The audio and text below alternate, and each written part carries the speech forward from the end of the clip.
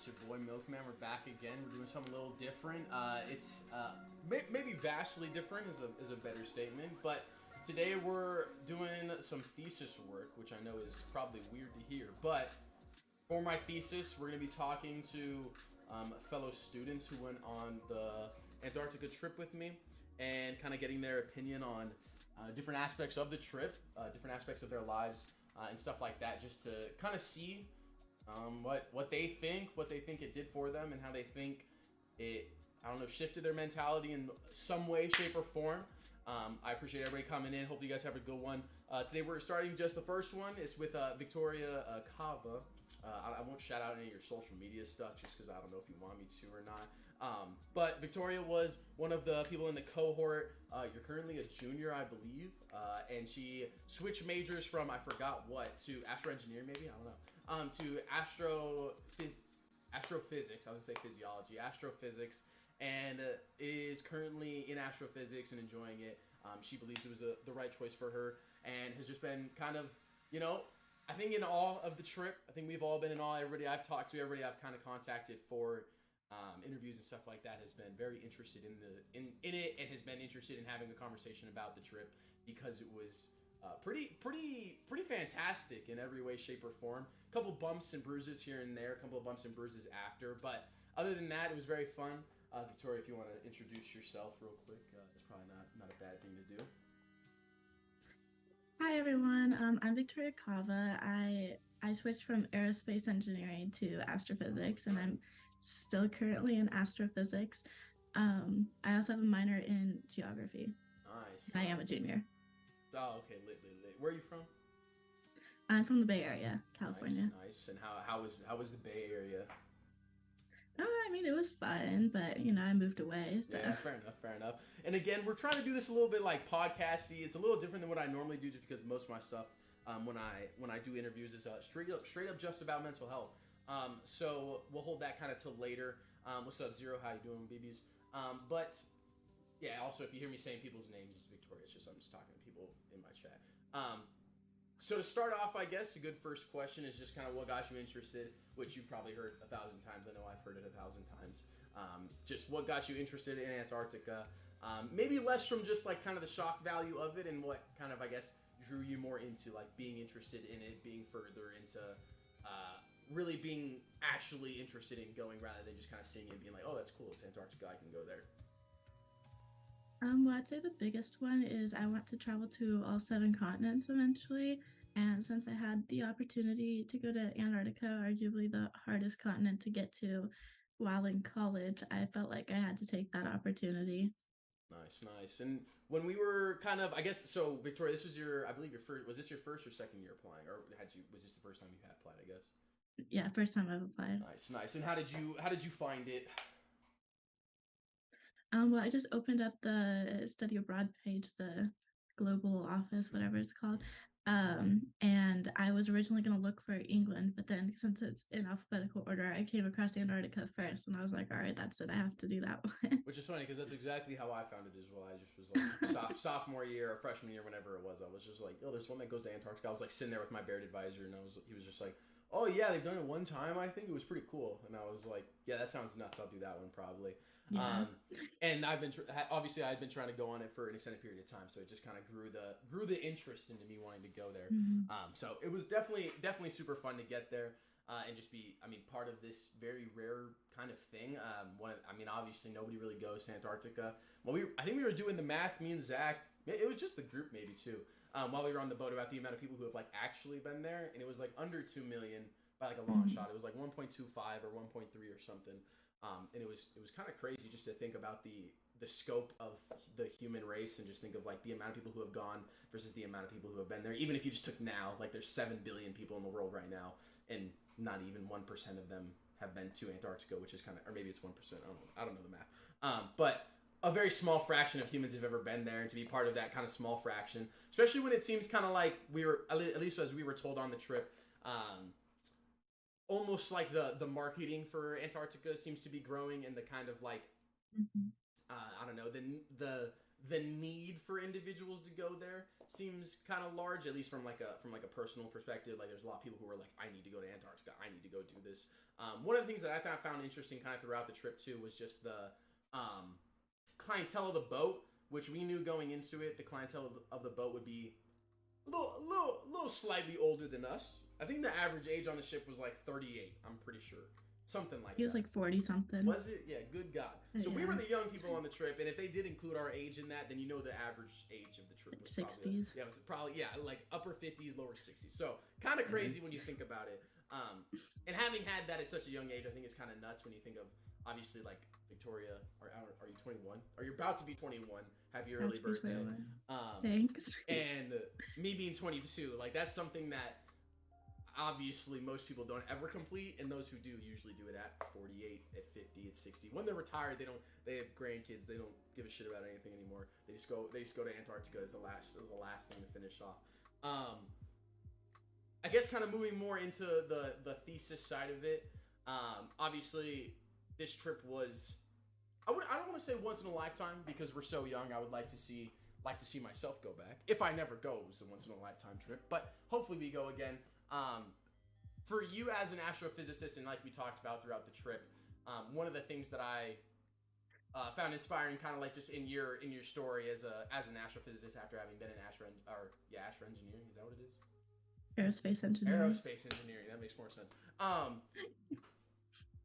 It was cool to see something, because we had so many classes and stuff prior to the trip about the kind of the analog that Antarctica is to space, or at least the closest analog we can get to currently, which maybe that'll change in the future just due to tech and stuff like that and how fast everything's changing. But what was the experience like for you, kind of in full, fleshed out as much as you want, and how did it, like, I guess from start to end, first flights to Ushuaia, trip to South Georgia, because we also went to South Georgia, and Antarctica, and then coming back, what was the kind of, I don't know, the overarching thing that you found provocative, I guess. I think that's maybe good. I don't know if that's a good word, but yeah, I guess, yeah, that's a good way to put it.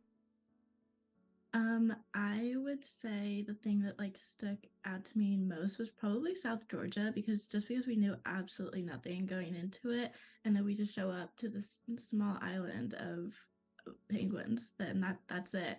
So it was just surreal to see, in my opinion, because even when we got to Antarctica, like, yeah, there were a lot of penguins that we saw, but it just that there were not very many penguins compared to South Georgia, and that was just outstanding to me, because you think of Antarctica and you think of penguins, and that's it, but there's just way more ice than there was penguins. Yeah, so one of the things that I thought was crazy kind of throughout the whole trip was just the amount, because like I feel like I just didn't expect, even though I knew we were going to see penguins, and even when we were on the boat, they were like, yeah, trust me, like, you guys are going to be baffled. And even after saying that, I was just like, yeah, okay, bro, like, I'm trying to get to Antarctica. Like, that's all I was trying to get. And because of the circumstances of the trip, which were, like, we were not supposed to be on this longer trip. How cold was it there? 0. Freezing every day. At least in Antarctica, it was freezing every day. South Georgia, it got a little hot. There wasn't as many clouds. But, like, in Antarctica, it was always cloudy, and it was just cold water. And I had, yeah. So, we'll get into a story later about what happened to me. But, besides the point. But one of the things that, kind of on the point I was making, just the amount of, like, actual, like, wildlife we saw, penguins included, but also, like, fur seals and elephant seals. And oddly enough, I don't know why, but I found the seabirds to be one of the most entertaining things just on the boat. Because, also, Chet, you guys have to understand, okay? We didn't have, like, anything to do. We didn't have stuff like, it's not like we were on a boat where, like, you got to go and do stuff and they had, like, events planned. We went to, like, lectures, which they didn't call lectures, they called something else. They were not called lectures. But they were basically lectures about, like, different kind of expertise from different individuals on the trip about one specific thing. So, like, the first day, I think we had seabird stuff. Certain days we had whale stuff, and then we had, like, kind of the politics of things, and then the stories of different explorers. It was a lot of information. But when we weren't doing those things, we were either eating, and if we were at sea, we were outside probably on the tops, we're looking at stuff. In the hot tubs, of course, for the time that we could be in the hot tub. We couldn't be in the hot tub in Antarctica because the sea was never calm enough, and we weren't moving a lot when we were at Antarctica. But we got like a heavy dose of seabirds, which sounds lame as hell, but was actually one of the most interesting things from the trip, just because it was like crazy to see the amount of seabirds down there.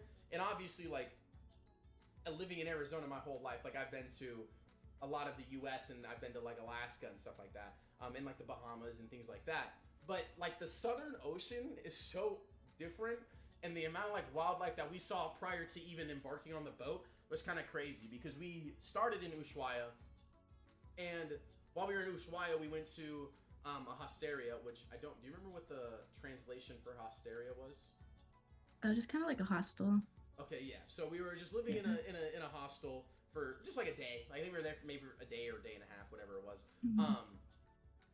And imagine like stray dogs just everywhere. That's all it was. Everywhere you walked, you had dogs, but like calm dogs. No one was afraid of them. Like in the U.S., bro, you see a stray dog, you're like, yeah, we're gonna walk somewhere else. There, it was just like normal. It was just like we were worried. Like all of us as students were like, oh my god, a dog's gonna die.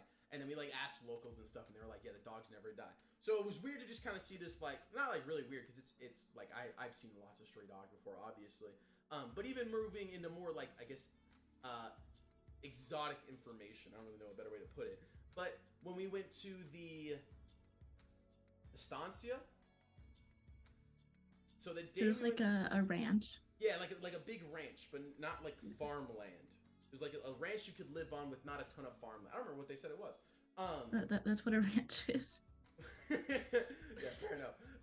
But that day started out with us on catamaran, which went like was kind of weird, low key. Like I enjoyed it, but it was kind of odd. But it started out with us going to one of the lighthouses, like one of the popular lighthouses in South America, in Argentina, in Ushuaia. And en route to the lighthouse, we just came across this like massive rock in the middle of water. And we're like, yeah, this is crazy. We pulled up and it's just hundreds of penguins. You know what I should do going forward? I should be pulling up photos during this so we can show people photos of the trip. So that would probably be a good idea. Yeah. But actually, I'll get started on that. But what was I think crazy? the biggest thing about Ushuaia was none of us had any idea like what we were doing. We were just told like you have to be here at this time and bring this, and that's it. So when we pulled up to the estancia at first, and then the lighthouse, and we were just on the boat the entire day, or the catamaran the entire day. We're like, we don't know what's going on. Yeah. Well, that day on the catamaran, like because of the way that the trip had kind of turned out with, I think you were on the second set of planes, correct? You weren't on the one that I got there on. No. Also, chat, you guys have to understand, okay? We didn't know each other at all. Like, we had class together, but like, think of kids in your classes and stuff. Like, that's what it was like. That was all it was like. We didn't know each other. We didn't talk at all. Yeah, we didn't hang out after. The only person I talked to was Jerry and Emily, because Emily walked with me, who we'll be having on the channel in like a month or so. But I had only talked to her because she worked at Chop Shop, which is a place next to our school that I walked past to get to my car every time I went to class. And we only met one time a week. And we didn't even take up full time, maybe ever. So one of the weird things about the trip off rip was just we didn't know anybody. Like, it was such a weird, like, it was weird because I found it kind of awkward the first day or so, just because it was just like 13, 14, 15 of us who just like never spoken to each other really, other than like kind of piggybacking off each other's comments in class. Oh, the voice crack was fantastic. Piggybacking off each other in class. And that was like basically it. So going on the trip was just kind of weird because we like just didn't know what to expect. I'm not gonna lie, I expected to not dislike people, but to be odd and be like, yeah, I'm not gonna rock with people. Like, I'm excited. I've been trying to go on this trip for myself for a long time. Like, I'm just gonna enjoy it myself and get away from everything else. And unknowingly, the group ended up being also. You're both hard to not talk. Like, we had nothing to do other than lectures. Like, your pretty much only option was to talk to people and sit silently and like still. Yeah, and what was crazy and like I thought fun was that kind of aspect of it. It's like we just didn't know what to do. We just sat there. We would sit there. First time we got off the plane, we were all joking around on the bus. First question when I asked at dinner was what you could kill. We all got beers when we first got there, and it was kind of lit, and I was like, yo, this is dope. But it was just kind of crazy to think about like this place we were in. Which have you traveled out of the country before that? I went to Italy and Mexico. How long were you in Italy for? Like 2 weeks. Oh, okay, so an extended period of time. Nice. Yeah, how was Italy? Decently. It was good. Yeah, I went when I was younger, so I don't remember it too much. But yeah, I'd like to go back, so I actually like remember it and can appreciate it more. Probably vibes. Yeah, I say this trip was one of the few trips where I've been like, yeah, I want to go back. Like I would do a lot to go back to the beginning of the trip. Yeah. Just because it was crazy. What I found nuts about the trip was just like the places we went, which were ridiculous. Not being able to speak Spanish, I was real worried, and then it ended up being like actually totally fine. Everything was stupid cheap, which was kind of crazy actually. Getting coffee, I was really like, nice. yo, this is $1.50 for coffee, epic, bro. I'm buying coffee every morning. I'm getting churros every day, bro. Like it was gas. So it was definitely like kind of, as someone who's never traveled out of the country before, it was kind of, I don't know, just vastly different. Kind of daunting to think that we were going into a country that I didn't know a lot about, to a continent that nobody knows a lot about. It was just kind of freaky to think about going there. But I mean, the beginning of the trip started out real well. The first night went real well. It was Angel's birthday. First day was kind of weird because Angel didn't get his luggage, but overall, like I felt like we were all in high spirits the first day, which was a welcoming sign because I did not know if that was what the night was going to be like. I didn't know if it was going to be good. Did you think it was going to be good? I full on was just like, yeah, I don't know how this is going to go at all. Yeah, I was kind of indifferent. I was like, it is what it is. We're already here. So. Yeah. We definitely got faced with we're here, so F it. Like we'll figure it out, I guess. Like pretty quickly. And then that day, were we there for 2 days? I don't even remember. Before we left? I think it was like maybe 2 nights. Yeah, maybe 2 nights. We got there like late the first day. Yeah. It was probably 2 nights. So like 1 full day. Yeah, and the full day was the catamaran and stuff. Yeah. Which was crazy. I mean, that first day, I feel like I remember this the first day, like hitting the rock with all which they weren't penguins. They looked like penguins. I'll show you guys photos in the next one. Looked like penguins. They weren't penguins though. We got told that real quick by all the locals. They were shitting on us. They were like, yeah, they're not penguins. And we were like, oh, okay, my fault. But even that, I was like they could. And then we did see penguins that day. Anyways, we did go to Penguin Island, which had penguins on it.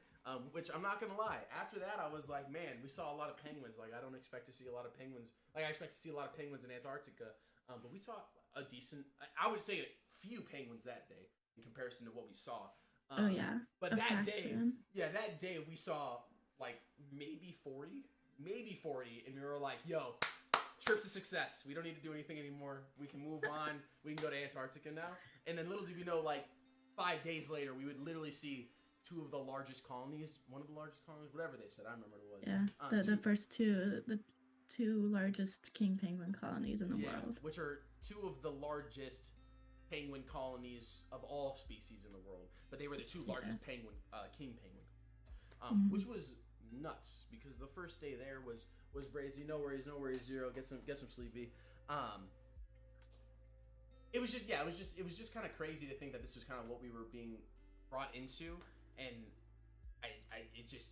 it kind of dumbfounded me in a sense. Like even just the one day we spent in Ushuaia, you could feel the like excitement around the group about getting on the boat. Even just having been in Ushuaia for a day, which was kind of crazy to me. Yeah, I don't really know. What else stuck out to you about Ushuaia? Including the time when we got back, I guess. I just thought it was kind of funny how different it felt like being back at the end of the trip after, 3 weeks together, getting to know each other versus the first time we were there when we pretty much didn't know each other at all. And we went to some of the same spots. So that was like, like Nicole was saying, space or time and place or space and place, whatever. And I think that like really came full circle because she said that on one of the very first nights, and then I personally, at least, I guess, felt that at the end of the trip because we're back in the same place, knowing way more about these people that we first started with.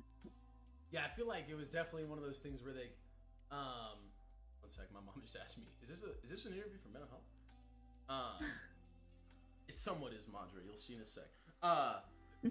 But yeah, one of those things that I thought was just interesting about the trip was just the interest everybody kind of seemed to show in each other, which was not something I really expected. Like going into the trip again, like I said, like I was kind of going for myself, especially because we didn't connect a lot in class, like in general. Like I literally don't know if I spoke to Victoria prior to the trip. I spoke to Zach once. I know I spoke to Zach one time because I was just like, I feel like he's kind of like he was a grad student. He was the only grad student, so I was like, maybe he just feels ostracized. Didn't know he knew our professor and stuff, like different conversation. But felt bad because I was like, yeah, I don't know if Zach knows anybody, but just the lack of conversation before the trip was interesting. It was just funny because then we got on the trip and I was like, oh, like I remember I just have a photo of Zach jokingly offering me a like a breakfast bar from the plane. And it was the first photo I took on Andrew's camera. And I used to remember being like, oh, like are we homies? Like I'm confused. Like I thought we just knew each other, like knew of each other. And it very much I felt like that kind of broke the ice for me where I was like, okay, we do have to be, as much as it's like I want to be involved in the group, we kind of had to be too, just due to the like circumstances of living with each other. Like I was living with two people I had never even spoken to really before. Darren I literally met one time and said 4 words to. Was like, hey, what's up, bro? Yes, 4 words. And then ran into him with his beanie later that night and was like, yo, the beanie's sick. And he was like, thanks, bro. And that was literally it. And I was baffled by the way that we like kind of had to be put together, I guess. Did you find that odd? Just the like, do you consider yourself? I think I was told by Nicole that I was the only person that listed themselves as an extrovert. What did you do? Did you do both, or did you do introvert? No, I said introvert. Oh my goodness, you weren't even that introverted on the trip, though. Yeah, you didn't think so? Because you always came up and started talking to me. That's why. So I'm going to talk to you. I'm going to respond to you. I did start a lot of conversations a lot of the time, but I feel like everybody was always pretty open. Like I feel like there was nobody like I only don't consider you an introvert just because you were always quick to have conversations, whereas like people that I would say that I know of as like introverts are very like closed off. Like they're just like very short answer. Again though, like obviously like you and me built a friendship. I built a friendship with Zach. We built friendships with pretty much everybody. Ones that I think will kind of continue moving forward. But I mean, you were just in Cali with everybody, correct? Yeah. Yeah, was that kind of lit? Was that the first time you had seen him? No, we got Starbucks like all 4 of us. We got Starbucks like a couple months ago. Okay. Yeah. So I've only and then seen. We have like our group chats. So. Oh yeah, sure. I'll say I've only seen Zach. I mean, I saw you, Zach, and Sarah at the news interviews. The news thing. Yeah. And then I saw you at the thing with Andrew. And I've grabbed lunch or I grabbed dinner with Zach one time. And then I ran into Nicole because I had to talk to her about my thesis because she's my director on it. But that's it. And I had to give Andrew his stuff back. So I haven't seen anybody from the trip really, which everybody in the chats are like, Joe doesn't like us. Joe doesn't like us. And I'm like, brother, I just don't go out like at all. Which is funny because like as me as an extrovert, I'm almost always like, yeah, I'm a pass, bro. I don't really want to go out tonight. Like as much as I'm extroverted, I'm very introverted at home, or introverted in like, I don't know, like. You got to do a lot to get me to go out or have like something actually be going on for me to be interested in going out. Well, you're coming to my birthday party, right? Yeah, maybe, possibly. I would like to. Maybe. I would like to. This was prior to, Joe, you have 15 credits worth of Barrett honors credits you have to do in this semester. So I should be. I'm guessing me and Brooke will pull up. I'd like to. It would be fun too. I don't know if we'll do Power Hour, but we might, or we'll do Power Hour. We might not do Mill because she has to teach, but we'll probably pull up. But yeah, like I think it's one of those things that I thought was interesting on the trip was just how closely knit we got to be because we had to be. It definitely would have been odd if the trip had not started out well and it was kind of awkward the whole time and we're all like in these closed group conversations. Yeah, closed group conversations. Just not able to interact with each other. What did you think was kind of what did you think the catalyst was for us to be like a group, I guess, to be more like, was there a day, was there an interaction you had that was interesting to you that made you kind of feel more involved, or just because you say like you feel like you're more introverted, was there something that kind of made you like want to break that kind of introverted wall a little bit and talk to the group a little bit more, or do you think it was kind of the same throughout? My interactions with you were obviously my interactions with you, so I thought of you as more extroverted. Um, I mean, I always find it easier when people talk to me. Like, I'm obviously going to respond to them. And I feel like I can hold a conversation if someone comes up to me and starts talking. But I feel like very rarely am I going to, like, walk up to you and be like, hey, and start a full on Fair enough. conversation. Yeah. So I think just everyone, like, warming up to each other after the first couple days. Like, I mean, we were kind of forced into really close quarters with each other on, hours after we landed from a 35 hour travel day. So it had to happen quick for me to like not go insane. So Yeah, I think that fair. was the same for a lot of a lot of Yeah. people. I was saying I definitely could. I mean, you could tell by the end of the trip, like I won't say that like lines were wrought thin, but like there were some. We There were were. ready to go home. Yeah, it was a little tense slash couple days. It was a little tense, which I think is fine. I think everybody Yeah. would, and I think everybody in the group would agree. Like nobody's gonna be like, Joe, how dare you say that? Like no, it was a long trip, Chow. It was 4 weeks Yeah.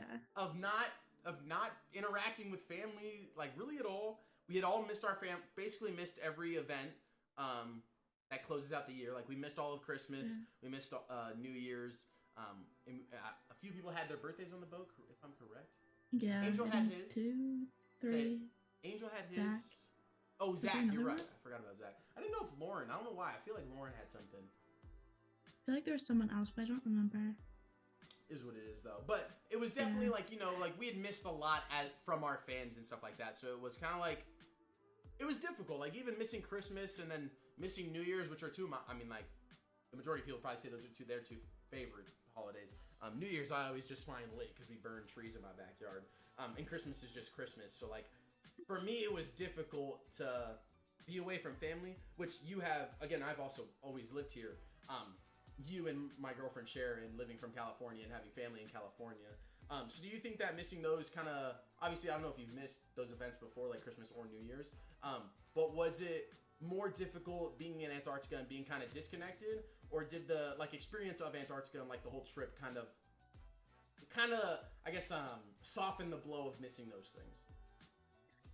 No, I've never missed those holidays before with my family. Um, I don't I don't remember being like sad that I was missing them because my family had like, Christmas on Christmas. And then when I got home like mid-January and was able to fly home for a couple days, we had re-Christmas. So where I got to open my presents and then my family had, at least the things from me and then everything else. So I feel like I didn't really miss out too much because they wanted to like have me there for the experience, even if it was like, almost a month late. Yeah, facts. I was saying I did the same thing when I got back. It's just that little Yeah. Christmas, whatever I want to call it, which was lit. I mean, I enjoyed it a lot. Was it Yeah. weird coming back for you? Like when we finished up and you were like back. We had what 2 days to recoup before school. I think. Yeah, it was like I want to say three, but not very many. Yeah, it's But no either time. way, yeah, it just felt odd like being back because you're like, all right, I'm back. Like now what? Like what do I do now? Because you're used to just go go go for like a full month. Like it was I don't know just how active we were. I was surprised by, and I definitely did not expect to be doing like multiple landings on either South Georgia, Falklands, Antarctica, whatever it was, like multiple times a day. Like I just did not expect that. So when I got back and I just sat down in my apartment and I was like, all right, now what? Because like school hasn't started. I still had 3 more days. So I felt like I had nothing to do. I was like, all right. And then I did like everything, like all my chores and stuff that I needed to do within like 3 hours of getting back. Like I was I was active. Yeah, it was definitely weird those 3 days just because, like, obviously for me going into my last semester too, like, there was some stuff to get lined up. But even before the trip, I had, like, pretty much lined a lot of those things up and it was more or less just checking in on it. So same thing where I got home. I mean, I got home and I live with my girlfriend and it was, like, not to sound bad, but, like, we hung out and I was just like, I need to do something. Like, I have to do something. We were just chilling, like, watching a show and I was like, yeah, I have to do something. Like, this is weird to not be doing anything. Because of legit, like, I think it's also funny because a lot of people have been asking me like, oh, was it just vacation? And like as much as it like was a trip and stuff like that, like obviously I would say it was like a vacation, like an active vacation, whatever you want to say.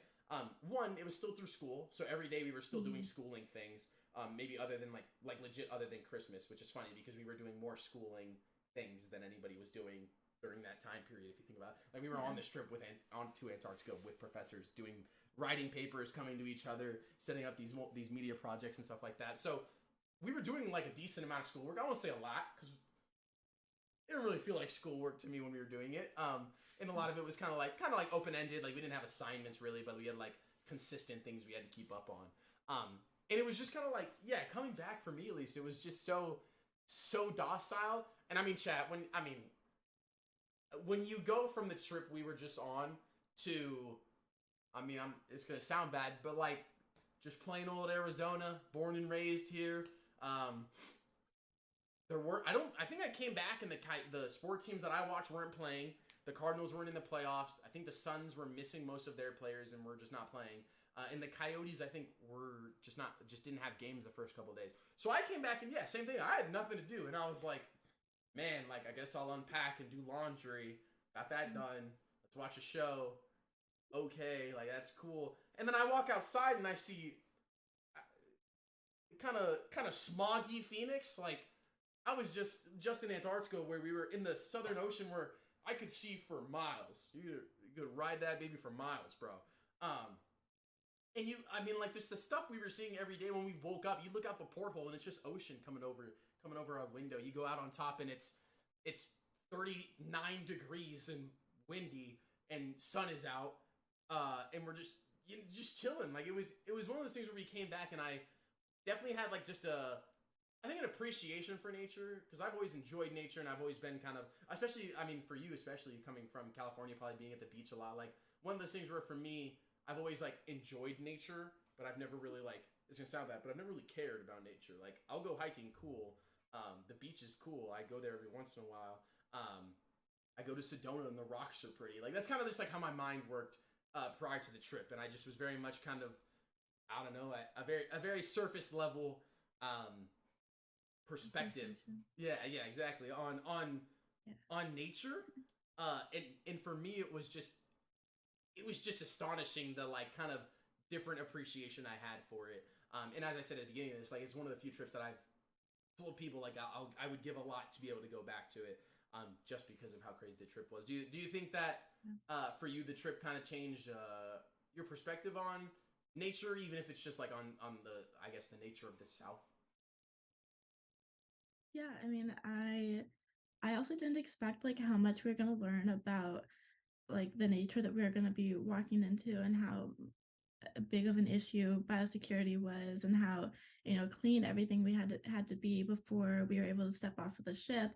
And we learned a lot, as you said, about like the birds, the seals, the water life, whatever it was. We learned a lot about that, and we also learned a lot about climate change, which is something I have done on my own. But just seeing it like in action, in person, like you could see where glaciers were like melting and retreating. Like people would walk up to you and be like, oh yeah, this is where it used to be like 10 years ago, whatever it was, like one of their first trips. And then it's like 50, 60 feet back, and it's like, oh, that probably shouldn't be happening, and like that doesn't look good. So I just thought it was really interesting how much we learned on the trip, which wasn't even like through ASU, which I always thought that anything that we were going to learn on the trip would be through ASU, and it just wasn't. So that was shocking to me.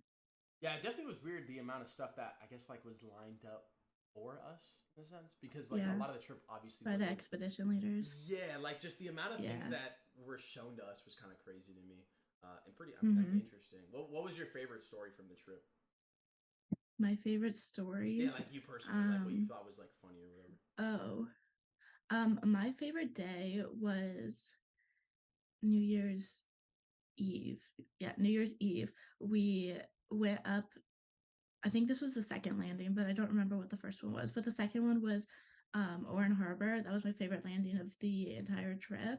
And we just walked up like this little zigzag path that just looked like another penguin highway, but it was created by the expedition leaders.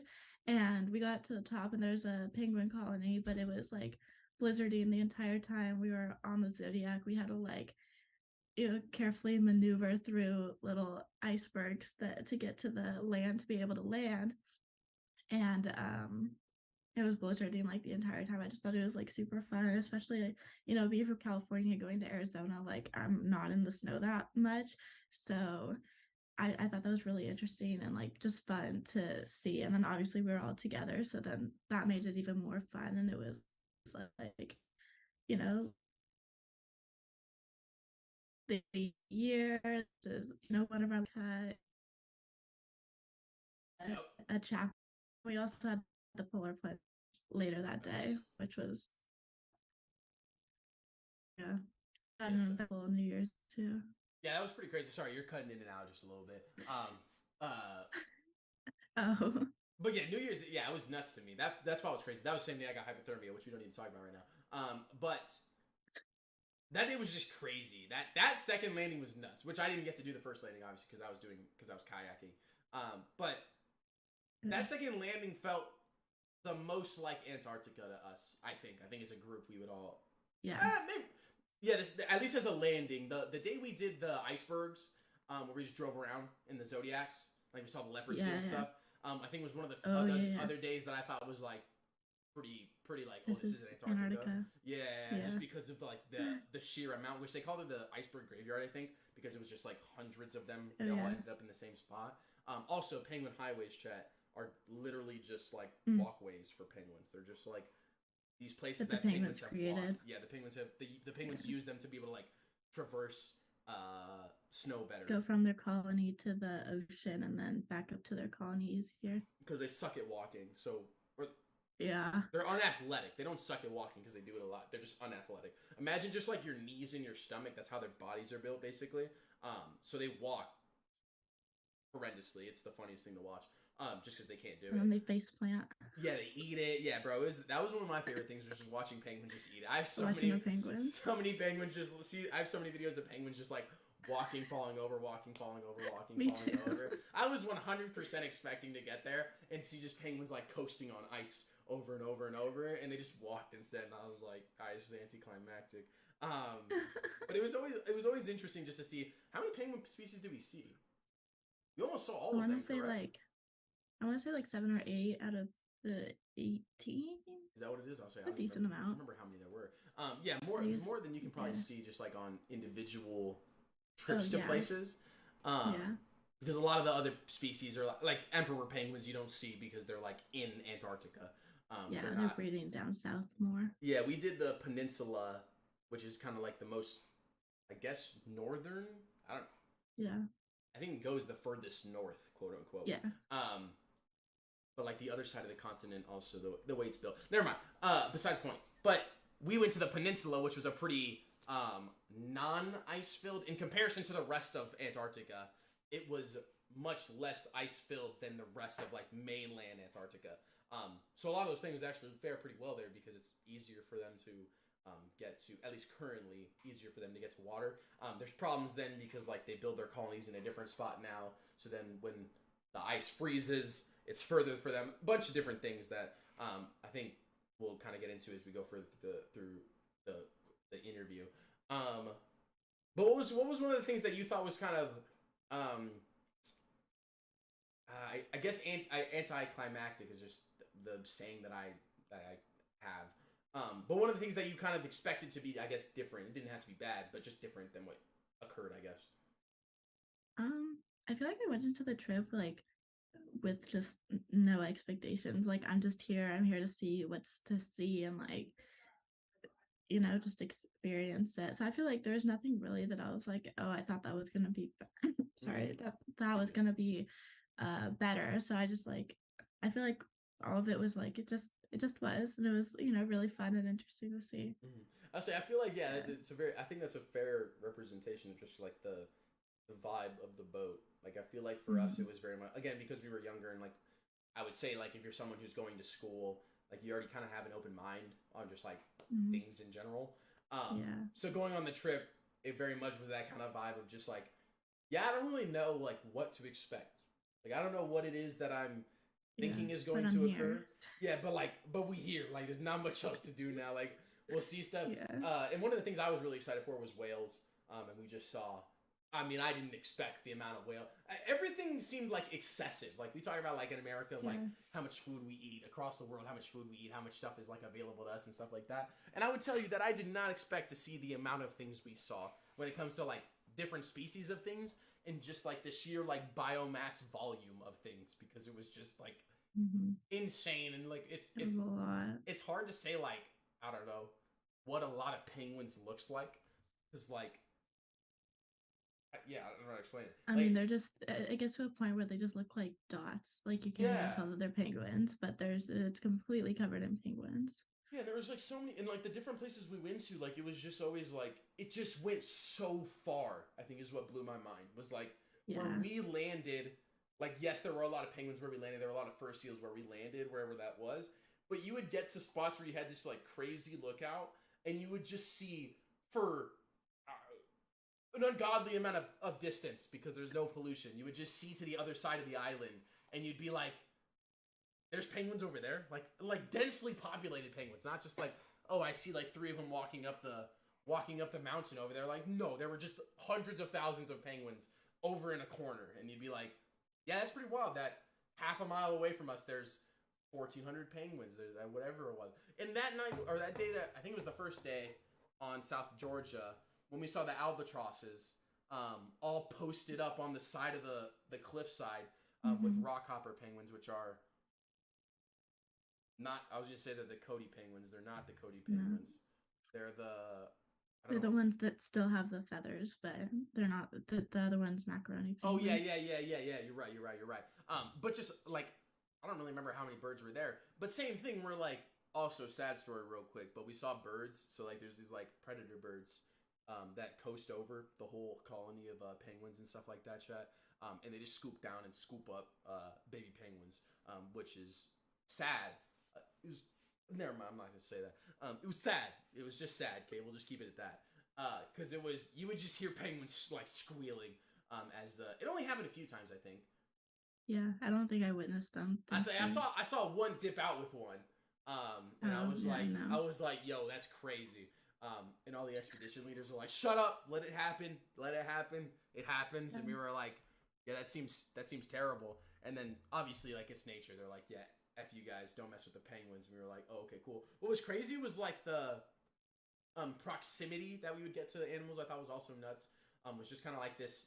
I mean, we would be feet from penguins, Chad. It was crazy. Which it also stunk. One thing that did stink, that was kind of not like stunk, but like I just didn't know, was that so avian flu is a big deal down in South America right now, especially in Argentina. And one of the things that they wanted to protect against, which like Victoria kind of hinted to earlier, was the need to be like super biosecure, because if avian flu gets to Antarctica or South Georgia, it's just like very detrimental because it can just kill a bunch of birds and stuff. It travels really fast. Like wipe out entire colonies. Yeah, like crazy stuff. And they had been working on South Georgia to not have this happen, because I don't remember if it was, I think they had avian flu get to South Georgia with rats, correct? And they were saying like that was what caused like this massive death amount. Yeah, I think so. And now they're finally getting back up to the numbers that they were before. Which is crazy to think that this is what it used to be, because I would have told you, like, I don't know how it ever would have gotten away from this just because of how many there were. But they were saying that you couldn't, like, so we weren't allowed to, like, set stuff down or put things on the ground or sit on the ground, which normally you could do if avian flu wasn't a problem at the time. And we saw photos of people who were, like, having penguins, like, in their lap. And even with us not being allowed to, like, quote-unquote, be close to the penguins, be close to the seals, they would still walk up to you, and you'd like walk backwards, and they'd step 3 more steps closer to you, and you'd be like, all right, bro, this is kind of weird, like, I don't know what you're doing. You just continue to backpedal over and over and over, or you tell the fur seals to stop, and then get in trouble for yelling at them, which was fun. But it was one of those things where, like, I haven't been that close to nature in that sense before. Like, I've been to a zoo, I've high-fived fur seals at, like, zoos and stuff like that. But nothing in the wild like that. Like, I would tell you, like, the closest things I've ever been to are, like, people catching fish, and, like, that's it. Like, I don't really know what else. And that's kind of the extent of what I've been, like, close to. Whereas, like, this, it was just, like, expedition leaders would just be like, you're good, bro. Just, like, step out the way, please. And you'd be like, okay. You, like, take 2 steps to the left, and the penguin just, like, walk where you were just walking. like they just did not care about you. Was that something that you kind of thought was just like, I don't know, I was always giddy when it happened, like when they would tell us like when like a penguin would walk Yeah. up, I guess. I thought it was really funny how, especially like the younger king penguins, especially, like they would just walk up to you and like just start looking at you, and that was it. Like they did not care at all. Like it was just like, oh, you're new. Like yeah, that was it. Like they didn't do anything to Yeah. you, and you didn't do anything to them. Like they were just standing there, which I thought was really funny because especially with the difference between them and the fur seals, where the fur seals would like literally start chasing after you. So yeah, I had that happen a few times. A few times. We Which is got kind of videos fun. of it. A few times. Just a few times. It was kind of lit. It was definitely one of those things where I just was like, I don't know. I found the encounters with even the first. I mean, chat. Literally, so first place we actually went to was the Falklands. Okay, in the first place we landed in the Falklands. This is prior to even landing. Okay.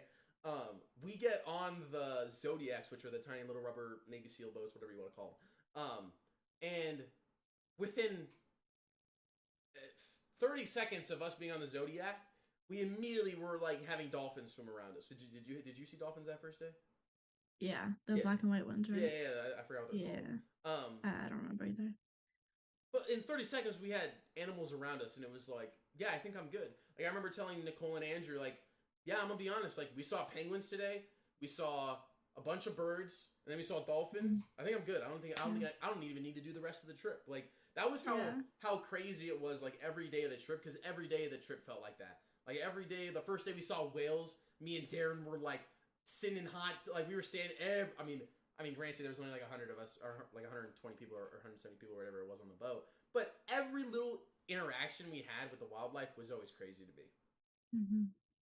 And it kind of blew my mind, just like the every day being surprised. Like it's not something that happens in regular life, really.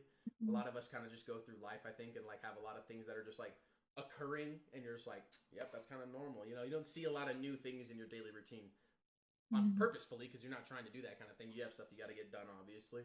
And when, for me at least, when I left I don't know, it's gonna sound like the confines of my current life, and was just like, yep, we're doing something vastly different, 7,000 miles away from where I'm from. Like it just felt like we were able to experience kind of everything on a much like easier level, because I do find it hard on a daily to kind of experience new things, and it's one thing that a lot of people like tell us we should be doing as youngins, whatever you want to call us.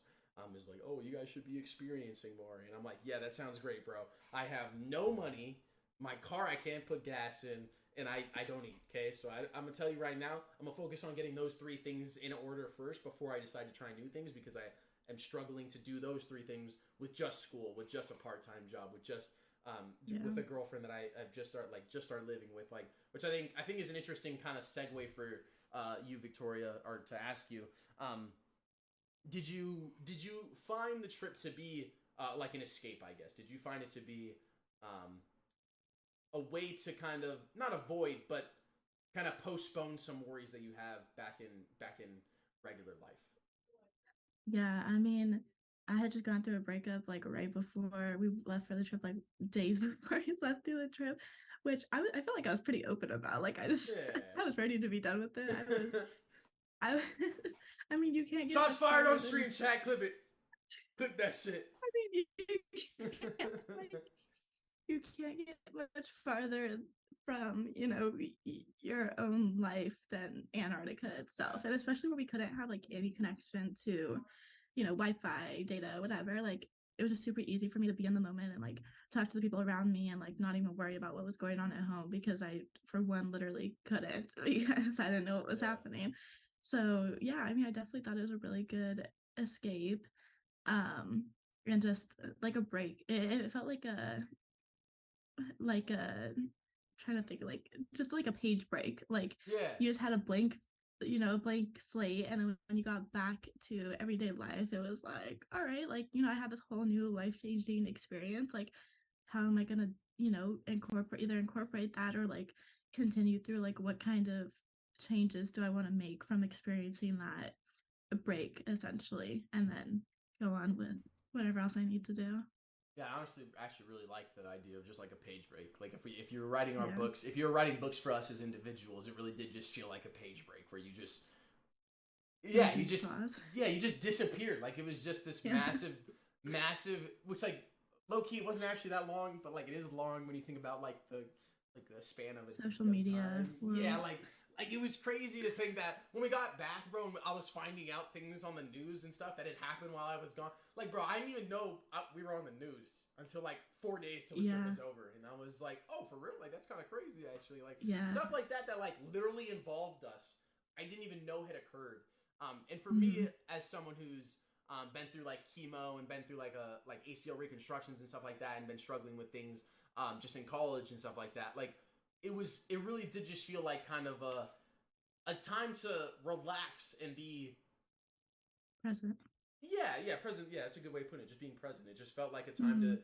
to not look at the future, not look at the past, and not be kind of worried about both of those things at the same time. Like a lot of us Mhm. kind of, I mean, you kind of forced our into doing, which a lot of people tell you Yeah. like, hey, don't do that. But at the same time, like as a college student, the whole point of me going to college is to get a degree. And I'm gonna tell you right now, prior to the trip, I was like, yep, let's get this degree, bro. I'm only focused on this degree, which obviously Yeah. would occur in the future, hopefully at least.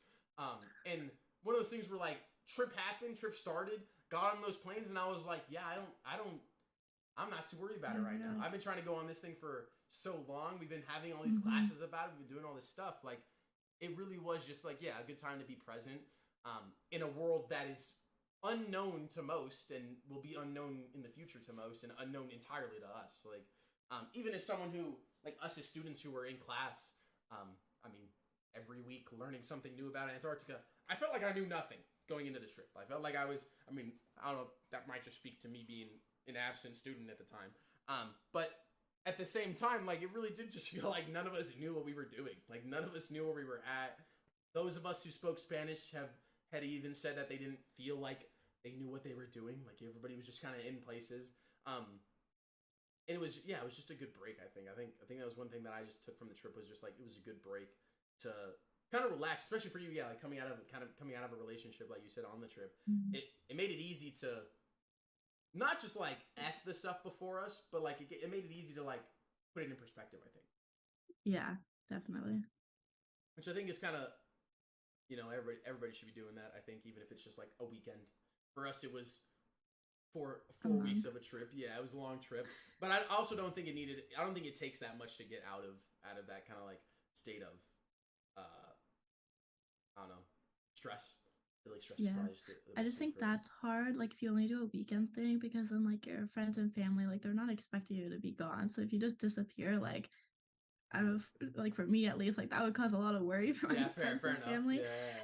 So I don't know, I feel like it needed to be something that was like set in stone. Like we're going, I'm not gonna have Wi-Fi, I'm not gonna have data, like I won't be able to talk to you, and like, like you have the heads up, you're gonna have to, take it or leave it. Like Yeah, so it definitely is like it's easy for me to say like, oh yeah, just go on the weekend, especially when like we Yeah. actually had no connection. It's different too when you're like, if I go to oh shoot, if I go to Flagstaff, bro, my parents are gonna be like asking me how's Did it we going in get there? Flagstaff. Yeah, like Yeah. yeah, exactly, like, stuff like that. Did you make it there? How long are you staying? Yeah, When are you leaving? yeah. Are you guys good? Is the dog good? And I'm like, yeah, Yeah. we're fine. Like I'm still fine. I'm okay.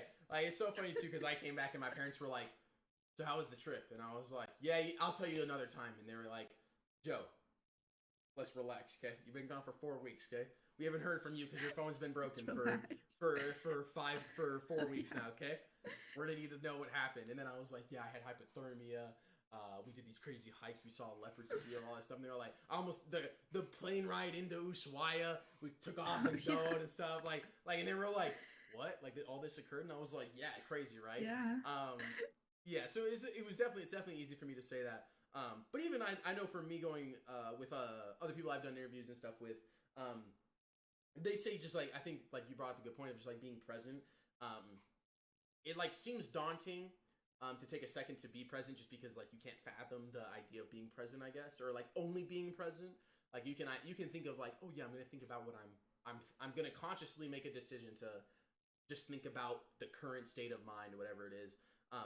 But if you're at your home, if you're driving, whatever it is, like there's other things pulling your focus away. And I think that kind of like lack of activities on the boat really gave us that kind of like that time to just like, yeah, like I don't have to do anything.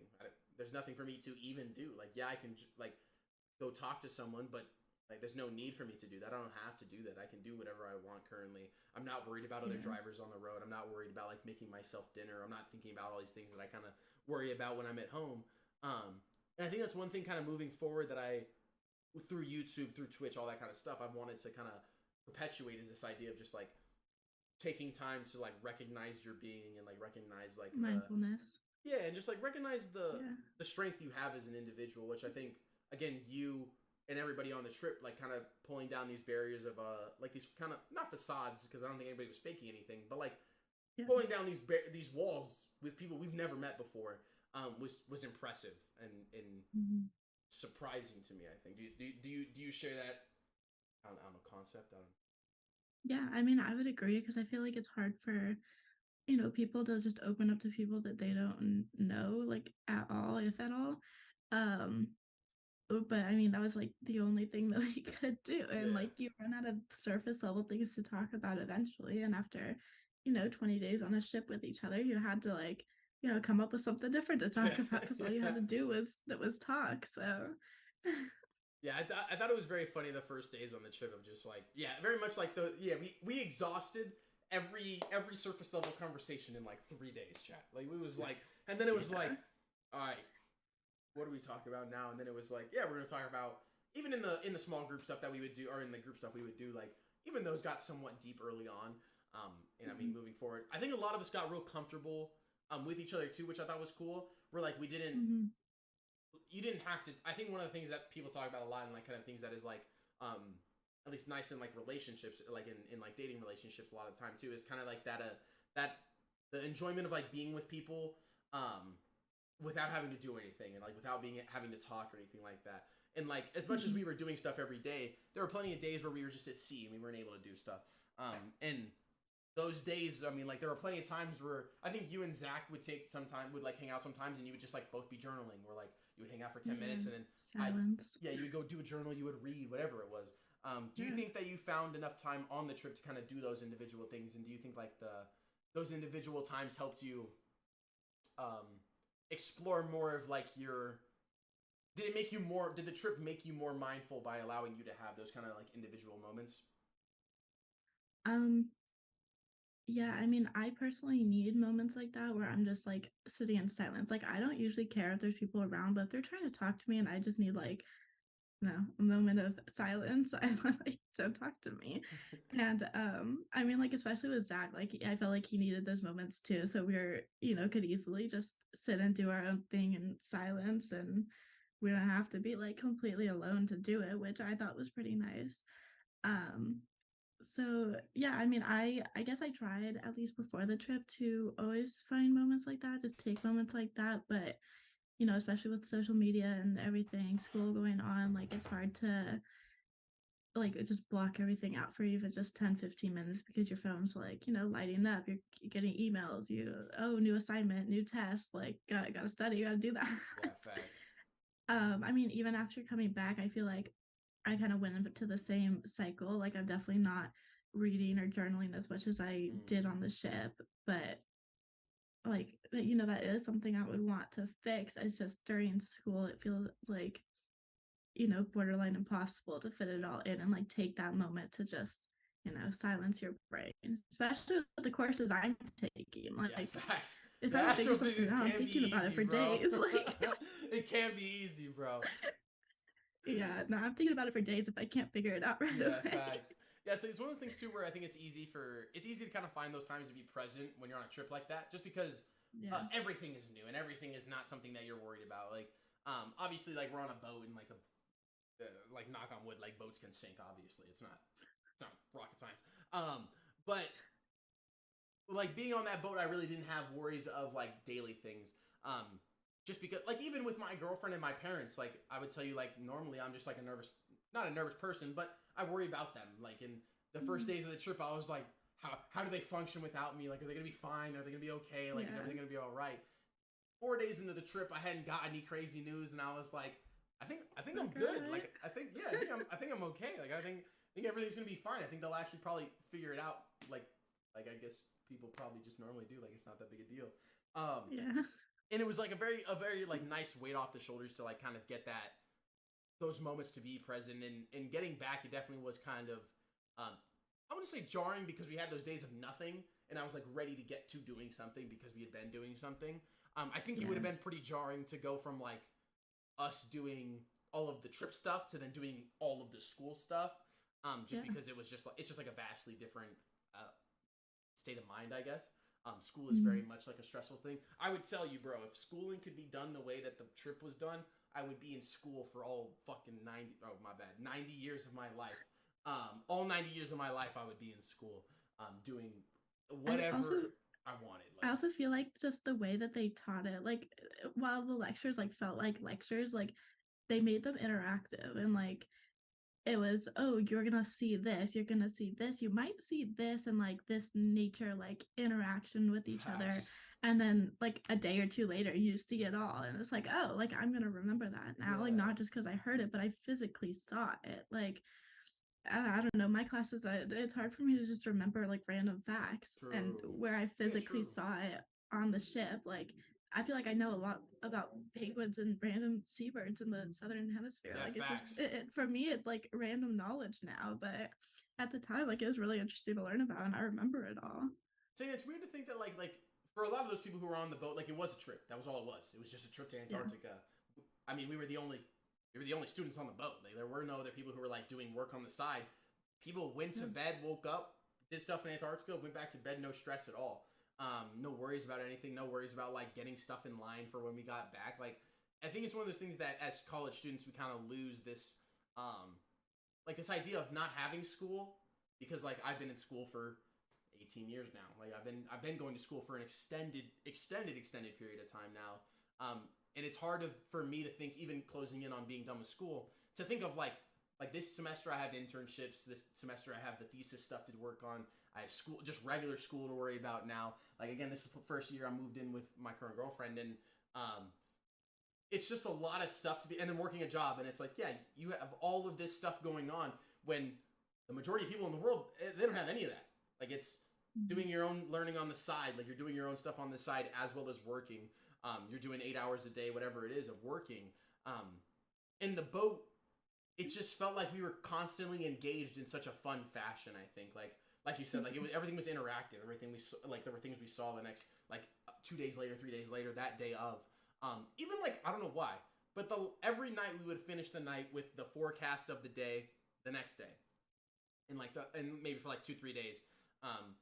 And those always felt fun because it was like the wrap up of the day. I looked forward to them because I knew I was getting coffee every time I walked up in that room, getting some tea or something, bro. And I was gonna see the faces of the homies from the cohort, and then all the people on the boat as well. And I think a lot of the boat took a liking to us. I think was one thing that made the trip really fun.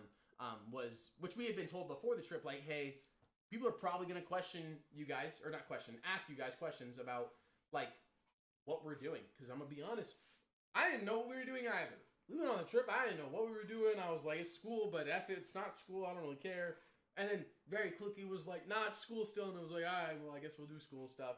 And people on the boat were like, yeah, why are you guys here? And it was really like, not like a reality check, but very much like we had to stay on our toes the whole time, like ready to answer questions. Like me and Victoria doing this with each other right now was every day on the boat. People would just walk up and ask us questions about like what we're doing. And we'd be like, well, you know, this and that, you know, it's kind of with school, but it's like kind of not, you know, some of us are 19, but some of us are 38, like very, very large, like realm of questioning and stuff like that we kind of got faced with. And it was just, again, like I would just say again, like it's one of the few times that I've ever been like, yeah, like I think one of those things, one of the reasons that I remember so much from the trip was just because it was like, I just was so interested all the time. Which obviously is easy for me to say because we're on a trip to Antarctica. It's hard for you to not be interested the whole time. But even just from like the thinking of just like us talking to each other in our groups, I was always interested. It didn't matter if we were talking about school or life back home or about the trip. Like I was always invigorated when we were talking to people. And when we would get tired, and I mean like plenty of days we're all sick. The flu went around on the boat, and then people were. I mean, I was seasick multiple days and stuff. Like, even with all that stuff going on, it was just so fun all the time. And I wish schooling was kind of more like that, which me and Victoria touched on in a panel we were on just like a month ago now. Kind of that idea of like making school interesting in that fashion. But kind of getting more, I guess, to the thesis work of the interview, and focusing more on like if you're okay with the mental health side of it. What did you think was kind of like your in like a I guess like a surface level word? What was your mental health like prior to the trip and then post the trip? Just because the way that the expedition leaders framed the trip was, or a few of them framed it, was that these kind of experiences to places that you're not used to places that aren't traveled a lot, kind of serve as a natural antidepressant, which is what they were saying on the trip, was that nature was this natural antidepressant, which just stuck with me. What was it for you like before and post trip? Obviously, you said you were involved in your relationship and stuff, but post that and kind of your mental state, I guess. Yeah, I mean, I would definitely agree that it was like a natural antidepressant. Because like before, I would say like at that point, I was just ready to go. Like I was ready for that break in, regular life, and I was. So I guess in the surface level were just not great. And then after, I feel like I came back with like more ambition and just ready to do like more bigger things, like whether that be trips or like academic things, career things, like whatever it may be. um so I just felt ready to go after the trip, which was a really nice change. Yeah, it was one of those things. I think for me, like answering that same question, for me it was, I think like the one word would just be like, yeah, inspired or something of that sense. Yeah. Just because we came back and obviously I'm going into my last semester, I was already somewhat inspired just because I was like, yeah, I'm ready to be done. But even just from the trip, like I felt almost like I had just like gone, like for me it was like a big goal of mine to go, and for me it was like after having done that, it made certain things seem less daunting, and less like, I don't know, difficult, I guess. Even when it just like was like regular conversations I had with people, whatever it was, regular daily life stuff. It just felt like, yeah, I was just like invigorated with some sort of spirit that allowed me to like kind of be excited for this closing of my schooling career for the time being, and kind of like this closing of this kind of like part of my life that has, I mean, been difficult. You went through COVID for school. I went through COVID for school, which wasn't fun and it was weird. Like it was something that nobody 4 years above us can ever say they had to do. So it was definitely one of those things where like even with that going into this trip, like all of the stuff that happened prior to the trip and being able to kind of escape the natural world, or the regular world that I live in, at least, it was just nice to see the kind of things going on a lot around the world that like are really out of my control, and recognize that there are just things that I can't control, that I need to kind of give up on and put my effort towards other things. And that was kind of one of the things that when I came back, I kind of kept pushing along because I knew all this stuff was going on while we were away. I kind of just kept that same vibe when we came back, where I was just like, yeah, I mean, nothing I can do. Like I gotta just allow that kind of stuff to just work its way out, or whatever it was. When you came back from the trip as an astrophysicist, or studying to be one, and if you want like your goal of being an astronaut, did you think that Antarctica made, because like we had said before, like it's kind of an analog for space in some sense, did going to Antarctica make certain life goals easier to at least comprehend or envision yourself completing? I mean, yeah, because if you asked me just 10 years ago, like, oh, you want to go to Antarctica? Like, yeah, of course. Like, do you think you'll get there though? Like, no. Like, who goes there? Like, no one's gonna go there. And then here I am, 20, almost 21 years old, and I've already been to Antarctica. So like, it just makes me feel like I have, the rest of my life literally to um accomplish those other bigger goals that if you asked me, 5 years ago, like, oh, there's no way I'm gonna be able to do it. But that would be kind of nice. Mm-hmm. Um, yeah, I mean wanting to be an astronaut, like being one of those goals, like it just sounds like, you tell people, oh, I want to be an astronaut. They're like, okay, like good luck with that. Like, For sure. Yeah. they're like, I mean, sure, keep when your you told name. me, I was like, "Sheesh, all right, bro." yeah, people are like, all right, like good luck, like Yeah. really sarcastically. And then now I could just hit them with the, well, I've already been to Antarctica. So Yeah, I feel like that's just, facts. the opposite direction at that point. Yeah, exactly. Yeah. So, I mean, even like for myself, for other people, like it's just like, well, I already did this. So, like, it's really not impossible. I just gotta, like, put my work towards it. I say, especially for me Yeah. too, like that. I think that vibe I had for after completing it, just having been trying to go on the trip for a long time, it really did make it seem like, yeah, trust, bro. Like, it may take time, but like, it was dope to go on the trip, and like, yeah, it took forever, and it just made it seem like, I don't know, surreal, I guess. Like the length of time, which everybody always says, like, yeah, you keep working hard at something, bro. When you complete it, it's always cool. And like, there hadn't been a lot of those things in my life that like I remember. Mhm. Like when I tell people like I went through chemo for 4 years, like that's one that people are like, yeah, that's probably one of those kind of things. But like when you think about like I was 5, I don't remember a ton of Yeah, it. you don't remember it. And like it was still like pretty jarring when it comes to like me as a Yeah. child, like it's scarring. But one of those things where yeah, I just don't remember a lot of it. And like me for like when I was like got my ACLs reconstructed and like had been looking to playing football at a college level and stuff like that. Like it was something.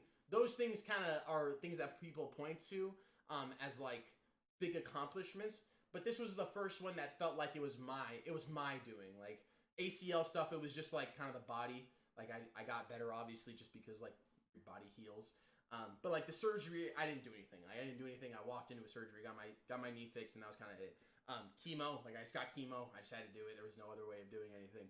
Whereas this, it felt like I was the catalyst for completing this goal. I was the person who was moving in this direction. And it was just one of those things where everything after has seemed not less daunting. Like I would say, like streaming for me is still pretty daunting when it comes to like the goals I have in mind and stuff like that. But I just understand now at a young age, which I think is something that a lot of people struggle with. Is that like yeah, just work hard on it. Like it may take 30 years, it may take 4, it may take a month, whatever it is. Like if you work on it consistently and actually want to work towards that kind of concept of whatever your goal is, like it's feasible. And I think that's something that I've pushed a lot on my channel to my viewers and stuff like that. It's just like, hey, like I understand like life may suck, like life may be causing problems, but like if you have goals in mind and you have things you do want to complete, like it is feasible. It just takes a lot of time, and it's really easy, I think, in nowadays to be like discouraged just due to social media, due to seeing what other people are doing, due to seeing popular people do things that you wish you could do at a young age.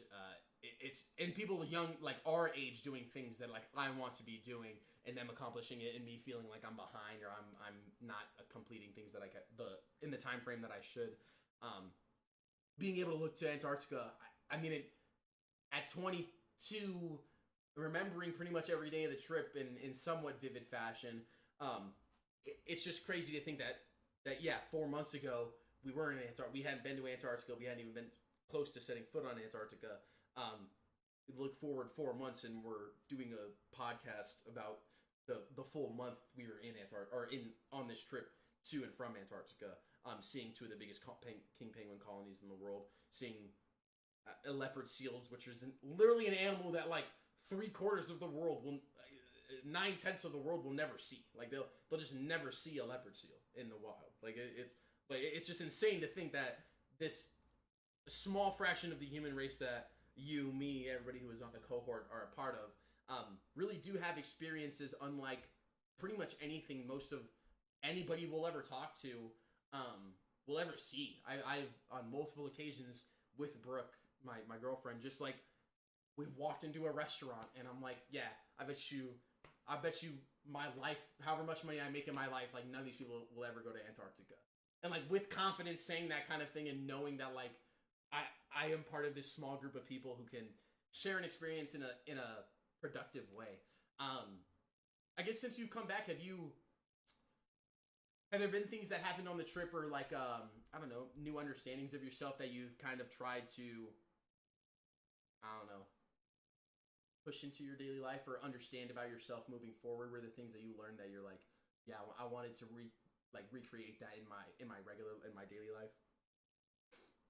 Um, I mean, I feel like it's hard to like, of course, there were things that, like, oh yeah, that'd be nice if I could continue doing them. But as soon as school started again, I was like, no, no time or energy for that. So those were the first things to get like pushed out the window. So, while I would have wanted to keep that going, there's not anything that like I stayed true to and Yeah, fair enough. stuck Fair with. enough. Yeah. So that's understandable too because of just how busy we really do get. Yeah. Looking forward to I guess school and stuff like that. What are your kind of like I guess goals this semester next year? Obviously, like you want to graduate and get your degree. But is there anything that the trip kind of brought to your attention? Like, were you like, hey, I need to be more caught up on my Antarctica news? Were you like, oh, I need to pay more attention to South Georgia and what's going on in South Georgia? Do you have any interest in going as an expedition leader? I mean, I think that would be really cool. There's also like a lot of observation, like, arrays down there in Antarctica for astronomy, astrophysics, whatever else in that field. So I could see myself like working down there at least for a season just to see it. Like, I've already been, might as well go back in the winter. Like, I was already cold, so like, Facts. Did you get seasick at all? No. Man, it's nice. Dude, Chad, I 100% was like, I'm not gonna get seasick. Dude, 3/4 of the trip I was seasick the whole time. Yeah, you're pretty seasick. I was also just sick. Yeah, bro, that trip was kind of tough, but it was lit still. Yeah. Lit still. Which is actually very funny because I would have told you if I just told you what occurred on the trip to me, you probably would be like, yeah, that trip sounded like it sucked, and I literally would tell you like I would not change the trip whatsoever. Like it was still crazy. Other than my feet being effed up at the beginning of the boat ride, that was the only thing that sucked that I actually would change just because it blew absolute. It just was terrible. It just blew up the beginning of the trip for me. Because I was like, this sucks. My feet hurt. My feet are effed up. I can't do anything. But other than that, literally, I would not change a thing about it. Mentally, I guess, did you expect it to make you think a certain way, or like, did you expect it to be kind of a time to be present? I guess yes and no. Like logically, yes, because what else am I gonna do? But also, like, I guess I just kind of thought I would feel kind of lonely, especially like seeing the class dynamic before the trip, like where we just didn't talk. I didn't know anyone. Like, I didn't know if anyone was gonna like come up and talk to me because if that didn't happen, odds are I wouldn't have like really talked to anyone. So I mean, I don't know. Like you said, I I personally wouldn't have changed anything on the trip either. I think our experiences like happened exactly how they did, like with the good and the bad stuff. So yeah, I mean, I wouldn't change it either. I guess I just thought. So I guess it even ended up being better than I was expecting. So yeah. Yeah, for sure. It definitely was better than I expected. Just from like a class standpoint. Like I was prepped to be like in awe the majority of the trip, but I was not prepped to be like as interested in everybody else's reactions to things. Because there were plenty of times where like there were times when you, me, Jerry, and Lauren were I don't even remember what day that was, but we're walking on that landing, and I was like, one of us was the first up. I think it was Jerry because Jerry was goofing that day or whatever it was.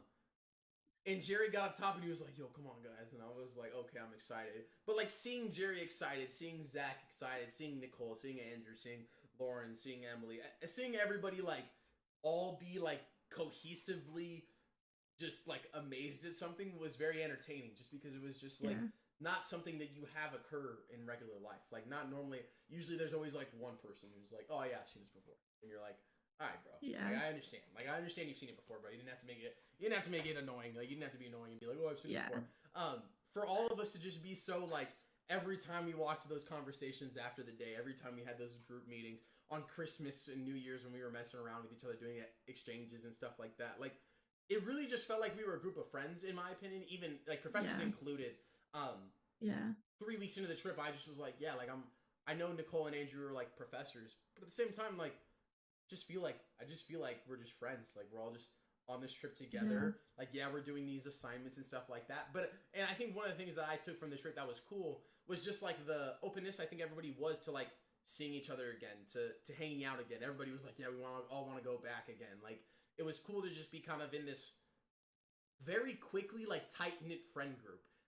Whereas, like, obviously, like, we build friendships as individuals pretty, like, over long periods of time and stuff like that. Whereas we were just so close to each other, both, like, physically and, like, just because of proximity, which forced us to kind of be, like, good friends. Like, we had to kind of get okay with, like, people annoying us a little bit in every little bit here and there. But we were also, like, interested in what everybody kind of brought to the table. Like, I 100% can say with confidence, like, those small meetings we had, I was always interested to see what people's good and bad parts of the day were. And there were plenty of them where I didn't even know. Like, there were good parts of the day where I was like, yo, that's actually sick. I didn't even know that occurred. And bad parts of the day where I was like, yeah, that sounds like it was trash. I didn't even know that occurred. Which is crazy to think because we were on the same boat doing the same landings over and over with each other. Like, doing the same things with each other over and over. I just enjoyed the close-knitness of the trip a lot. It made it very easy, I think, for me to enjoy the trip, too. Do you share in that? Do you think it made it easier to, like, enjoy the trip? Yeah, I mean, it definitely would not be the same with any other group of people. That's the only reason why I'd be, like, hesitant to go back again as, like, you know, a tourist, because, you know, odds are we wouldn't have the same group of people. So it just simply, like, wouldn't be the same. I mean, even starting out the trip where we didn't know each other, like, you can't get that back. Like, it's just simply not going to be the same. So yeah, I think that's, like, you know, something to think about. Like, that was truly a once in a lifetime experience because, like, I mean, even on the ship, they're talking about how the weather changes in South Georgia so much, at least, and how we got to do, like, you know, way more landings than they usually get to do simply because of the weather. And, you know, odds are if you go back again, you're not going to be able to do even a fraction of those landings. So, yeah, so it's just really interesting to see and, like, see the, you know, the group dynamic change and evolve, and then to see how the expedition leaders, like, reacted to our landings and, you know, what we did, what we said. Like, it was just fun to see.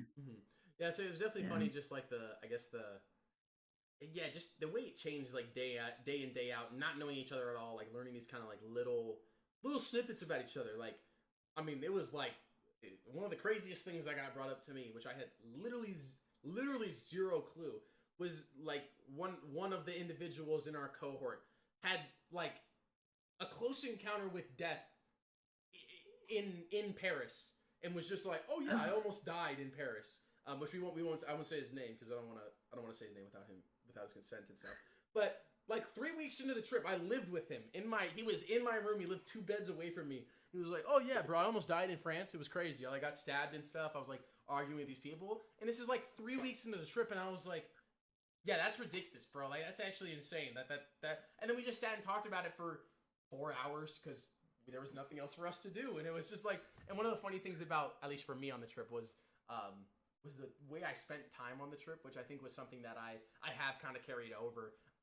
But with me being sick a lot of the time, kind of in between our events and stuff like that, one of the things that I always found interesting was just watching movies, which became a meme on the trip. Everybody was like, oh, what movies, Joe? Joe's watching Top Gun Maverick again.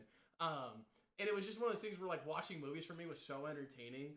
And again, I didn't have music because my phone had broken. And music was one of the few ways that I kind of, like, distance myself from people. Like, I'll listen to music on my own and, like, read a book, or listen to music on my own while I'm sitting outside, whatever it was.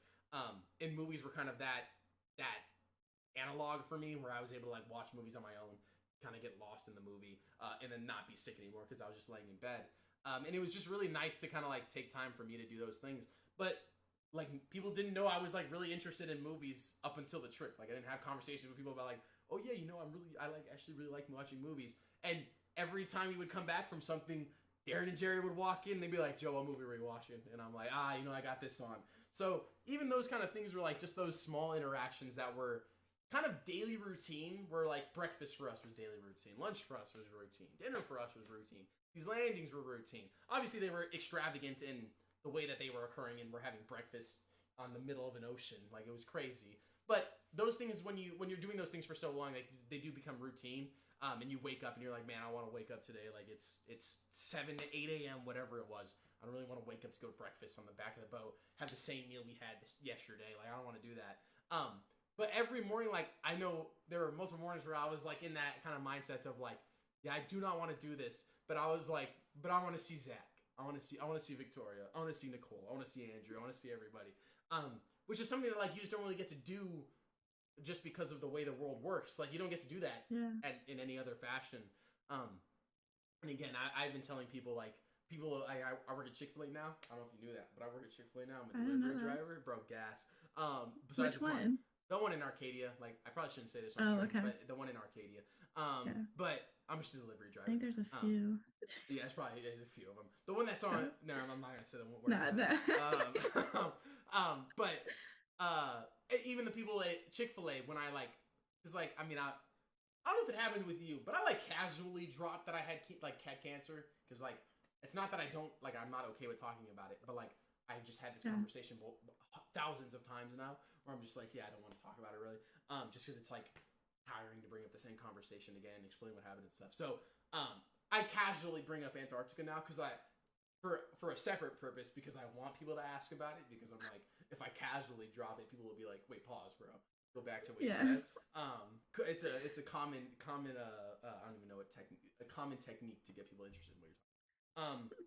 But every person at Chick-fil-A who has asked me about it, it's always just like I'm always excited to talk about it, and it's one of, if not, I would say it's probably the only place that like I will go out of my way and say like, if you never went on a trip ever, like no trip, you saved up all the money you've ever made, and you don't go to California for like talking to Arizona people, like you don't go to California, you don't go to like other parts of the world, like Antarctica is the only place that I would say with confidence like you have to go to, and I would take another trip to Antarctica over, maybe not over every trip because I have like lofty trips in mind and stuff like that, and I've already been there, so it's a little different, but I would say to people like, yeah, you need to do this trip. Like you have to do it, even if it's not the length that we did. Like we easily could have just gone to Antarctica, and I'd have been like, yeah, this is nuts. Everything else was a bonus, obviously. Did you kind of feel like that too? Like, yeah, like everything we did, I felt like was extra. Yeah, because we were supposed to just do the 10-day trip straight down to Antarctica, straight back up, and go home. That was it. But our trip was literally doubled. So that was, now I would recommend it as, you have to do all of it. Like if you're going to be down there, you have to do all of it. And I would say you could do all of it. You just don't need to do all of it at the same time. Yeah, I don't that's know. true. I say that though, bro, but I would do that same trip again, 100%. Yeah. Even if you told me I was going to be seasick every day, I'd be like, yeah, bro, I do not care. Like, I'll do the exact same trip again. It was just so long where if it was a different time period, I think it'd be different too. If it wasn't Christmas and New Year's, if it was like November, I'd be like, yeah, bro, F it, do the 20-day trip. Just with it being over Christmas and New Year's, unless like I brought my family and stuff, like it'd be different as well. But the 10-day trip of like, yeah, I don't know. I mean, yeah, if the weather was the same and stuff, like I would love to do the exact same trip again. I am worried if I ever go back and be like, it was okay. It wasn't as good as the first time. Which people like that was overhyped. which people say like that's not how it works. Like you could go to none of those places we went to, and like you'd still be baffled every time we've gone, because there were a few people who have been on the trip multiple times, and then all of the expedition or most of the expedition leaders had been there on the boat for like this was their second trip of the season. Couple years, yeah. Yeah, and they've been doing it for multiple seasons now. It made me more interested in the north for sure. I definitely was like, man, I kind of want to go north now. Which the north is much more islandy, like one of the expedition leaders who was from Norway, talked to us about like how different the north is. But I definitely was like, man, were you into snow and like ice before? Were you into the cold, I guess, before? Like, did you like the cold? I guess it was fine. Like I'm from California and living in Arizona, so I don't exactly seek out the cold, but I feel like I did well. I mean, I didn't get hypothermia. Yeah, fair. I mean, more or less, like personally, like, do you like going to the cold? I guess, because like I enjoy it quite a bit. Yeah, I mean, a trip like that, like of course, like like just probably living in it would be extremely different. Like I don't think I would like living in it. Yeah, nah, but if I'm going on a trip, like I think that's good. I think I mean, I did have fun, and I've been to Alaska also, and that was fun. So yeah, I mean, I guess I like trips at least that involve snow, definitely could. I don't think I could live in Antarctica. I would love to go there for a winter. I think. Yeah. Like I think it would suck, but I think it would be cool kind of lit. Yeah, experience. I think it'd be kind of nuts. Which you can't really. I don't really know if you can do that right now. I mean, you'll probably be able to do it in 10 years or something. They'll make a resort on Antarctica somewhere. Yeah, I think you would have to work. Yeah, it has to be research oriented or in some shape or form. Yeah. But yeah, I definitely could. I definitely would be interested in going back for. I would be interested in going back to Antarctica specifically for longer than 20 days. I think. Yeah. I just think it'd be fun, and I think it would be fun, but it would suck for some of it. Yeah. But it would also be like just crazy to be able to be part of like a group that's been like, oh yeah, we wintered over in Antarctica because we were there for the summer, obviously. Yeah. Which was crazy on its own. I could only imagine. I want to go to South Georgia in the winter really badly, actually. South Georgia in the winter, I think might go kind of nuts actually because it gets hella snow there as well. Yeah. The way, yeah, I mean, I don't even know what else was astonishing on the. Everything was an astonishing. You could ask me a question about what was astonishing on the trip, and I'd be like, everything. Everything. You could ask, were the whales crazy? Yes, the whales were crazy. Yeah. Were the icebergs crazy? Yes, they were crazy. That day that I think Zach says is his favorite day, the day where we went to the, what's the name of the guy that was there? Shackleton's memorial, or not the memorial, but okay. not the statue of him. Yeah, the Grit or the not the Grit Viken memorial, this place. I know what you're talking about, but I don't know where it was. Yeah, that place I would go back to for no money. You could kill me and I'd go back there, honestly. Because that place was crazy. I'm a big glacier person. And I swear we saw 4 of them that day, and I was like, "Holy, what the hell, bro? This is insane." Just like these towering glaciers and calving. Oh yeah, dude, that trip was crazy. The calving and stuff, yeah, dude, that whole thing was just that. Those few days when we parked the boat in the back and we went out before we got on the Zodiacs, and it was just this massive glacier just looking at us and stuff, and I was like, yeah, this is insane, bro. Like the fog made it ominous, and then the boat ride was crazy. Yeah, everything about every day was just like astonishing in every way. There was nothing that I was just like, oh, we saw that before. Maybe I got a little penguin tired. I ain't gonna cap. End of the trip, end of the trip after New Year's, I was like, my head hurts. I kind of want to go back to the boat. I don't really want to be out here anymore. I'm kind of tired. I went to bed way too late, and I drank too much. I kind of want to go back to bed. Lunch sounds really good. Breakfast sounds really good. So it's definitely the end of the trip, which I think everybody was kind of worn thin by the end of the trip. Everybody was kind of like, yeah, I'm ready to go. Once we got back to Ushuaia too, it was like, yeah, I'm ready to go. Like, I'm ready to get out of there. And then you guys had all your flight problems and stuff, bro, which sounded terrible. Yeah, we were delayed for like 4 hours in Buenos Aires. Yeah, which didn't Angel get back before you guys? No. He stayed in Buenos Aires with with Darren. Yeah, that's crazy, actually. Yeah. Just left him. You guys are just like, yeah, adios, B. Deuces. Which it was more or less, it was just unfortunate the circumstance of what was going on. And he was fine with it. He was just like, yeah, bro, we're good.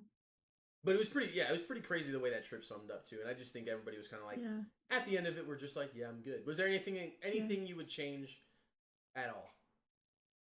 I mean, I don't think so, because if I was to start changing things, then like it just simply wouldn't be the same experience.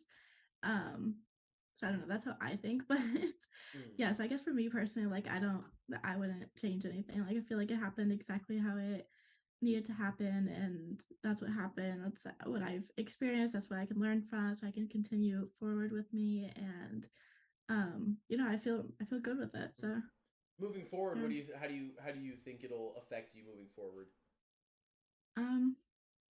I mean, hopefully it looks good on my resume. Facts. Shows I can handle extreme environments with, people I do not know, which in my field, that's, something that's, good to note. It's sought after. I mean, there's plenty of people looking for that kind of trait, so. Yeah.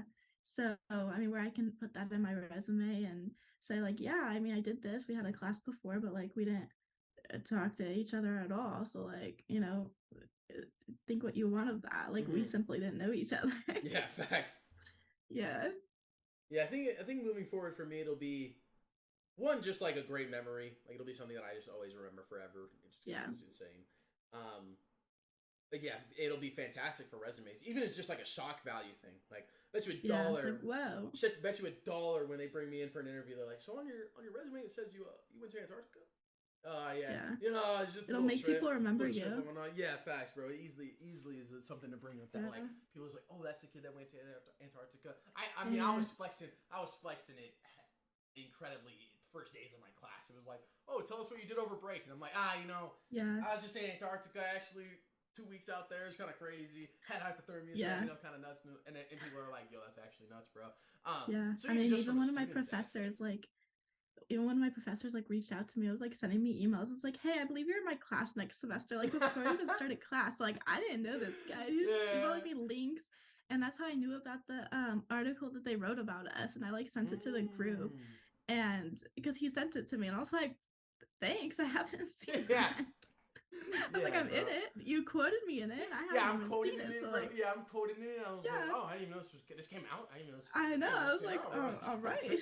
I remember you sending me the group chat, and I was like, what is this article about? Like, I don't even understand. What I'm like, oh, and I was like the first 2 lines have my quote in it, and I was like, oh, I'm in the. I'm in the paper, bro. Like. And I was like the 3rd or 4th line, like I was right at the top too, and I was like, all right. Yeah, it was definitely crazy. Just to like I don't know. It was just. You know, it's a little bit of fame. I ain't gonna cap. It was a little bit of fame. I like bringing it up. It's nice having that little bit of like piece of ASU. That article will always be there on their website now. Like, kind of cool to think like, oh yeah, you can go. I always find the like being able to go back and see things from the past is always very interesting to me. Whether it's like photos of myself, things that I did when I was younger, whatever it was. So I'm excited to go back in 30 years when I have grandkids, and I'm like, yo, you guys want to see something crazy? You guys are never going here. Look at this, and show them a photo of me. Show them a photo of me doing.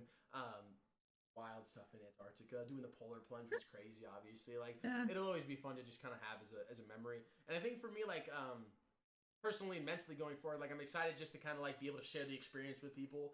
I think one thing that I really do take away from the trip is kind of that aspect that we've talked about is this not knowing anybody and being able to form relationships that are close-knit relationships in a span of 4 weeks. Like, it's a good trait to know and learn that we can do.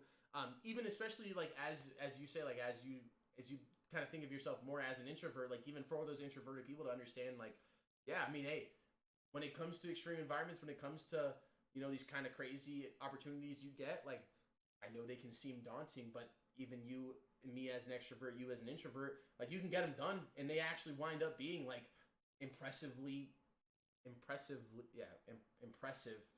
the idea of like how good they do turn out. I mean, like you said, that you went on a trip back to Cali with.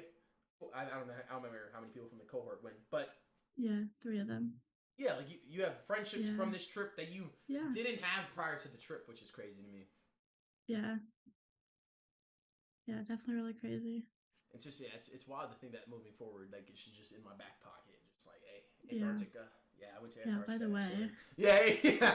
Oh, tell me one thing that's interesting about yourself. Like, I went to Antarctica actually. Like, I was actually there for 4 weeks. I was actually there for 2 weeks actually. Like, it's kind of just crazy to think, and just like the memory, the small little things of like, I'm just joking, or like, grand scheme, or the list of things we were saying, or any of the small little interactions we have, bro. You know, for you, you know, some of the stuff that happened on the trip and stuff like that. But besides the point. Well, Victoria, is there anything else you want to add before we kind of wrap up the whatever this is? I don't know what you call it, but I would just say that if you get a chance to travel, like even anywhere, like of course Antarctica is highly recommended, but even anywhere, like, you know, 100% take it, like, and to go and like see the world and learn more about yourself, learn more about, you know, the people around you, and like how you can just be present, like in the moment with yourself and with nature, even like, you know, whatever that looks like to you. I would say just take the opportunity as they come. And I would 100% recommend doing study abroads if you're a college student that sees this at some point. When I release the thesis and I have to present to Barrett students, I think one of the things that I'll push a lot of is this kind of ability to go places that you won't be able to go early on, at least in life. Hopefully, like if you have you earn a lot of money. Like, I hope a lot of students earn a lot of money and they can go to places they want to go to. But one of the easiest ways to do it is to do it through schools because they offer you the opportunity. Yeah, it's the best thing.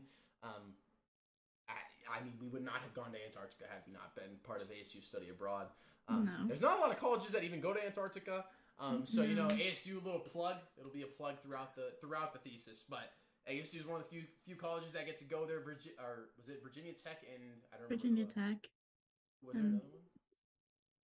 I mean, not with our group. No. Yeah. Virginia Tech went with someone. I don't remember who it was. But those were like two of the only like maybe 5 or 6 other schools that did it. Which is wild to think about. And I would tell you, I mean, we got the 20-day one. They got the 10-day one. We got the long South Georgia included. They got the 10-day one. I'm not crapping on South Georgia's at all. I'm just saying ASU's ASU's trip was a little bit better. Maybe a lot of bit better, low key. If you guys are if any other students are seeing this too, again, just study abroads if you can. You don't have to go to Antarctica. I'm not saying that you have to go to Antarctica. But go to the places that you want to go to. Go to the places in Europe. Go to places in South America. Go to islands. Go wherever you need to go.